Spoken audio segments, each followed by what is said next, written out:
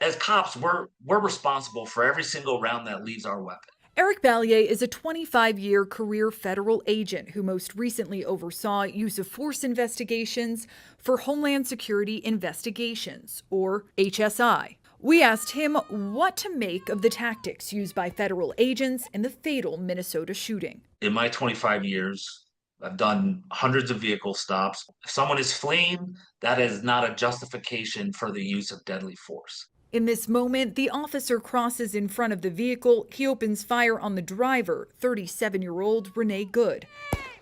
The government says the officer shot the driver in self-defense. She then proceeded to weaponize her vehicle, and she attempted to run a law enforcement officer over. But the footage tells a different story. In this clip, we see Good waving cars by, and one car drives past her stopped vehicle. Like they're somewhat impeding the ICE guys, although you did see the SUV drive around them.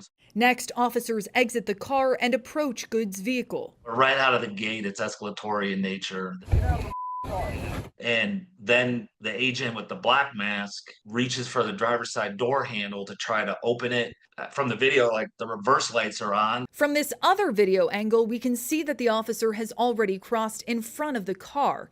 He's holding a cell phone. They are trying to essentially take some sort of recording or photograph of the driver to show or identify her as a antagonist to their enforcement operations.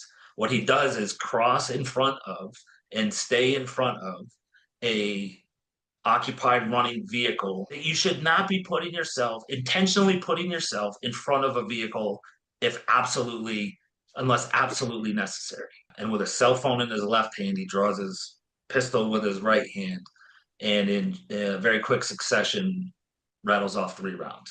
Under the Department of Homeland Security's use of force policy, firearms may not be discharged solely to disable a moving vehicle, and shooting at a moving vehicle is tightly restricted. So my training was that you cannot use deadly or lethal force solely to stop a fleeing vehicle. Do you have another option other than pulling the trigger? The Trump administration maintains the agent opened fire to avoid being run over, but the direction of the tires appears to be facing away from the officer to the right. There's still a dispute as to whether the officer was grazed or struck by the Honda.